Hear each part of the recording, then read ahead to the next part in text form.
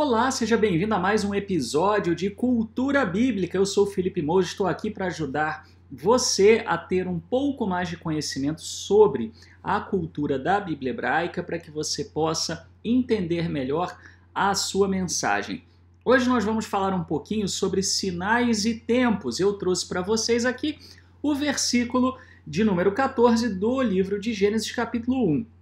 Que diz assim: Elohim disse que haja luzeiros no firmamento dos céus para fazerem separação entre o dia e a noite, sejam eles para sinais, para estações, para dias e anos. Muito bem, se a gente for pensar então nos tempos antigos, o calendário, as datas, as épocas eram muito mais importantes do que hoje para nós que vivemos em cidades mais urbanas, principalmente no Brasil, onde a gente só tem verão e um pouco menos de calor, dependendo da região, mas num local como no Antigo Oriente Médio, onde as estações eram bem marcadas e onde os calendários dependiam predominantemente dos astros, a gente consegue entender melhor essa passagem.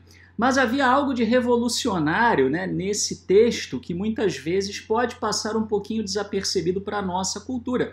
A gente já parte da premissa de que é evidente que o Eterno criou os luzeiros, os astros no céu. Porém, isso na cultura do Antigo Oriente Médio não era tão óbvio assim. Eles achavam que os astros eram eles próprios divindades, eles eram deuses. Então esses deuses, das duas uma, ou eles eram deuses primordiais, ou eles foram gerados por outros deuses, mas eles eram seres com vontade própria. A gente vê isso entre os sumérios. Então eles andavam de acordo com as suas vontades. Era muito comum que se oferecesse sacrifício aos astros, que se fizesse oferta aos astros, justamente porque eles acreditavam que os astros podiam mudar de ideia, mudar o seu curso, e aí gerar uma estação, por exemplo, com um pouco mais de abundância, com mais chuvas, com mais colheita.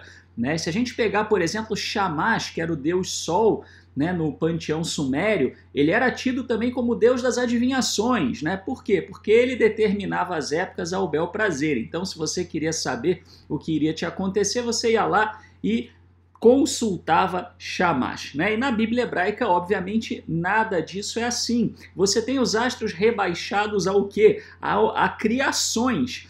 Então é o Eterno que os determina. E veja que interessante, eles são dados como sinais, ou seja, eles não determinam, não governam de fato as estações e os dias, num sentido de ter um arbítrio. Eles são apenas marcadores. O Sol, assim como os demais astros, são só marcadores. Quem determina conforme a sua vontade o tempo é o Eterno. E é muito interessante a gente refletir nisso. Esse tipo de coisa é bastante atual, porque apesar das inúmeras referências a isso na Bíblia hebraica, está cheio de pessoas que por aí estão sempre preocupadas com os sinais e com os tempos. E não pode ter um fenômeno astronômico diferente, uma lua vermelha, que é muito comum, ou a passagem do cometa Halley, ou seja isso, ou seja aquilo, e as pessoas já ficam desesperadas se perguntando se isso é sinal disso ou daquilo. E não era assim que os sinais eram dados nas profecias bíblicas. Se você quiser mais informações sobre algumas profecias bíblicas específicas, você pode consultar as nossas aulas aqui no nosso canal. Mas o mais importante é o seguinte: é entender que tudo está nas mãos do Eterno. Então a gente não tem que ficar se preocupando se os astros estão dessa ou daquela maneira, ou que tipo de influência isso pode ter sobre nós. Na realidade, o que a gente deve se preocupar é com o viver hoje,